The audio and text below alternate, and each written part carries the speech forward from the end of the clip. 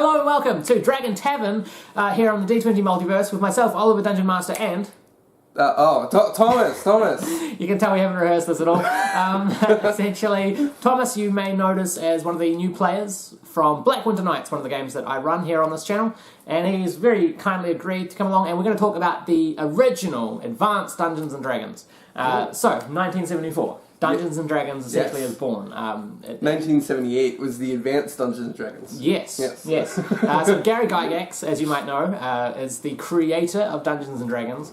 And essentially, leading up to the creation, he was still involved a lot in the roleplay community. Yeah. He went to a lot of the conventions and stuff where he met people to collaborate. I think it's really funny. The credits pretty much only include him. And they have all the reworking credits, but the credits are just, thanks, Gary. So, essentially, we're just here to talk about kind of like top 10 facts about advanced Dungeons & Dragons. We were going to do this on just the original, like, hardcore 1974 Dungeons & Dragons, but God, that's hard to find. Yeah, I couldn't find... The only one I could find was only the player's handbook, and it cost $80 to get a watercolor remaster of the original. Yes. Really weird. Really bizarre. I'll kick things off with my favourite fact that I discovered about Advanced Dungeons & Dragons, which is tunnels and trolls. Now, this sounds like I'm making this up, because it's ridiculous, but when Dungeons & Dragons was released and became popular, there was another group that thought that it was a bit too convoluted, it looks like too complicated, so they created Tunnels and Trolls, which is just a complete rip-off, basically, with like a slightly simpler system. You'd think like 3rd and 4th edition to 5th edition, they kind of simplified it kind of thing. But it actually did quite well, and it was rivaling Dungeons & Dragons for quite some time.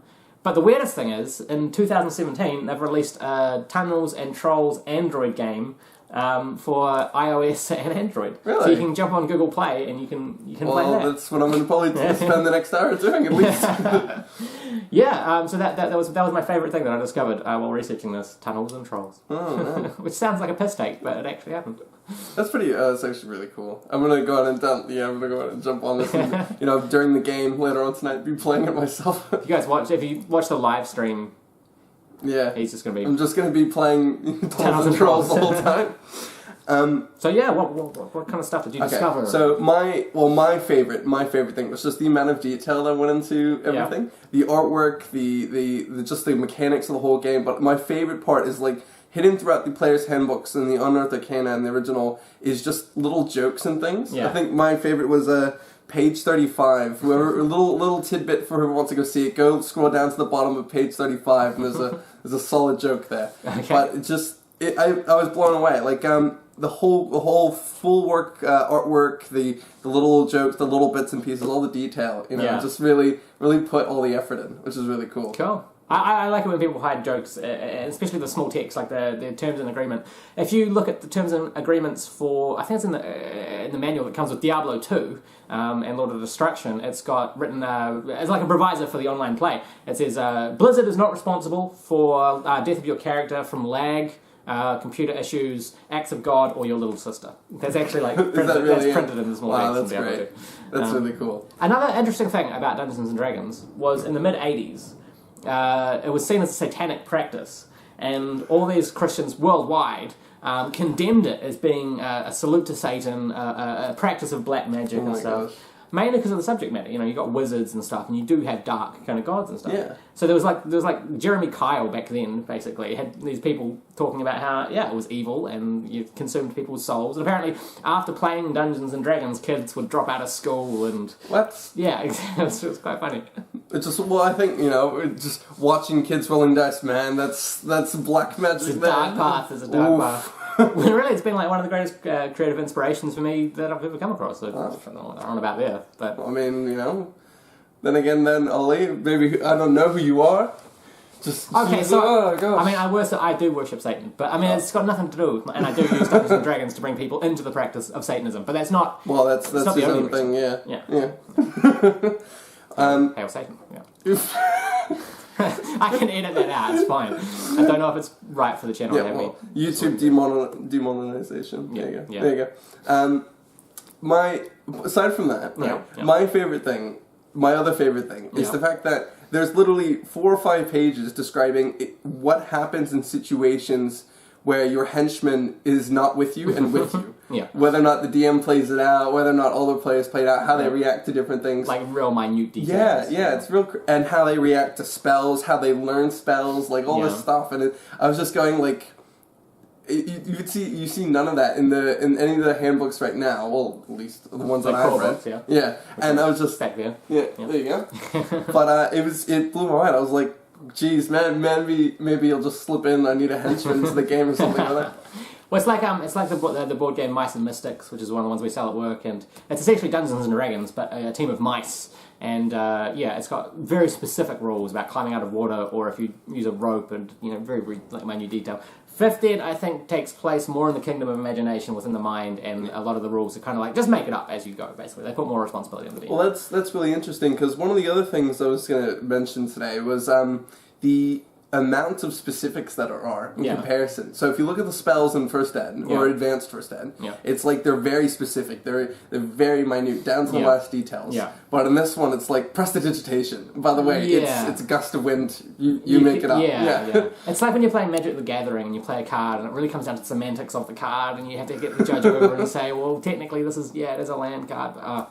Whereas in 5th ed, it's I cast a spell. What can it do? Well, it says vaguely can kind of do this stuff, I want to use it to take over the world. And it's like, well, all right, fine. I suppose we'll work with that. I was also researching miniatures for this. Do you know who Sophie is? No. So, Sophie is the mascot of Reaper Miniatures, and essentially they do a whole bunch of different Sophies, like Christmas Sophies and Halloweens, and every year they do like a print run, they'll do a Sophie as well. I kind of discovered that, and I knew that from work, but that's what we do every day. The show is educational. Hey, you're practically in school watching this, so don't worry about your homework. You can do it tomorrow. Do it on the way to school. You don't need to... watch this during school. That's all that matters. Yeah, just go play Dungeons and Dragons. You don't need school. Yeah. Exactly. I'm meant to be studying right now. I've got an exam in 2 days, but I'm practically raising my IQ by the second. Hail Satan. Anyway, other stuff. The release of AD&D 2, so the second Advanced Dungeons and Dragons, actually eliminated a lot of stuff that the public had responded to negatively. Okay. So a whole bunch of things got taken out, like evil alignment playable characters got taken out. I think because of the Satanism thing, they were like, no, it's not evil. It's not evil at all. Here, look, we'll take away all the bad stuff. And assassins, half-orcs got removed. The artwork got changed. The references to demons and devils were removed as well. Wow. Just in response to backlash of people just people freaking out about it. Yeah. Well, actually, that's really cool because that was one of the things I found really interesting was in comparison to Modern Edition. Yeah. It's completely race based. Yeah. Like one of the things I read over was your henchmen and everything. Pretty much everything was determined by your race. Yeah. You can't play this class. You can't do this. You can't only do that. You can't do that. So you could essentially be a human wizard and go so forth and so on, right? But if you were anything else other than human, you could either not be a wizard or you could not learn any wizard spells. Yeah. And even if you could manage to, it was specifically in the rules. If you could progress as a wizard, right, as a non-human, I think it's like beyond 4th level, you don't get any benefits of those spells. Like there's nothing. There's not a single thing. As soon as you jump in, you can't even learn them. Well, another thing about like the old school was if you wanted to change alignment, it was either completely outrightly banned, whereas in 5th ed you can kind of do it whenever, really, or it had very heavy penalties if you wanted to change change alignment. Sorry, just they're like no, you must, which is why I don't use alignment because it's morality is a play with the character. I think that's really cool. Yeah. So, tunnels and trolls, Satanism, we're covering it all. Henchmen, Henchmen, those are the key words. I think the funniest thing, one of the funnier things that I read was also all the classes have level and ranks and titles. So my favorite one is Mastery or level 17 for the monk. You get Master of the Flowers. That's you've achieved total domination. You've become this Master Monk. Congrats, you're a Master of Flowers. There you go. That's pretty cool. Now, I have actually, because some of you know, I work in a store that sells D&D supplies, and I get into conversations of people, that have been playing for 40 years, which is just madness. But one of the things that I have heard references to is the red box. Now, Frank, I've got his name, Frank Mentzer, was essentially in the mid '80s in D&D. He created the Red Box Basic Edition of D&D. Now that was the first. That was the first like everything you need in a single. It's like a starter set. Yeah. Now for 50, but it was like everything you needed in one box. The Red Box. Wow. And one of these guys that came into work actually still has the Red Box. Wow. From the 1980s. Jeez. Yeah, which is pretty cool. I want to get my hands on that, but I can't buy it from him because it's illegal. It's part of his life, kind of thing. I would never get rid of it. No, if I had it, it'd be amazing. You might be able to see just behind my 3D printed Pikachu. The Tal'Dorei campaign setting book just came in. I just finished paying off that today, so I've been reading through it, and it's amazing. But we're not here to talk about that. We might do a Dragon Tavern on that later. Back to Dungeons and Dragons. Back to Dungeons and Dragons, Satanism, Hail Satan. Anyway, yeah. So originally, Dungeons and Dragons was kind of a loose... people had been playing tabletop, and they decided they needed a rule set. You know, they needed the rules to make the world more concrete, so you knew what you were doing, kind of thing. So the original was actually 3 booklets, which was Men and Magic, Monsters and Treasure, and Underworld and Wilderness Adventure. So it was essentially just pamphlets. Now we've got core books, like massive, chunky, and if you've ever played massive, like Pathfinder, you've got book upon book upon book. If you play Shadowrun, you know, the hacker class has... a book just for that one class because it's so complicated kind of thing. But originally, it was just kind of like a few spells and stuff, and relied so much on the mind. I think then when it became more popular, and you may have seen it in popular culture as well. It's appeared on The Simpsons. Vin Diesel has said that he's a D&D player. Robin Williams. Didn't he play with Matt Mercer? Vin Diesel? Yeah. I don't think so. Yeah, did he? Yeah, he did. Okay, well, I gotta check that out. Yeah. Robin Williams was there you go. Yeah, Fast and Furious. Yeah, he plays a blood hunter. Oh wow! In one of Matt Mercer's games. I did not know that. I think actually, I know he plays D&D online, but I'm not. Yeah. So it became kind of popular, and then I think people just started imagining more. And then Wizards of the Coast essentially would just take all these ideas that were circulating around the world and kind of put them together in some kind of coherent systems. And it has changed a lot since back then. Like originally, Paladin was a subclass of Cavalier. I've noticed that it's almost gone full circle. There's so many bits and pieces that were included in the Unearthed Arcana of First Edition that are now either now standard or completely brand new. You know. So, psionics were incled in the Unearthed Arcana, and they're being re-included on the Unearthed Arcana again. And Cavalier, instead of being its own class, is going to be a subclass now. Ah, interesting. Well, see, I have, from one of the guys that comes into work, I've got Arcana Unearthed. Now, essentially, I think Unearthed Arcana came first, and these other people were like, well, we've got a book, and it's kind of similar. We want to call it, we won't steal your name. And I'm like, oh, cool. So they just called it Arcana Unearthed, which is just the complete opposite. And it was like, okay, sure. And that just, I don't know, that went ahead and people, and they were fine. People were fine with it. It was weird. I guess that's one way of going around it. I've also got the Wheel of Time role-playing book. Robert Jordan. What's that? Wheel of Time was a great fantasy series. We're getting way off track. Yep. But yeah. Dave's going to kill us. Yeah, it's alright. I don't know.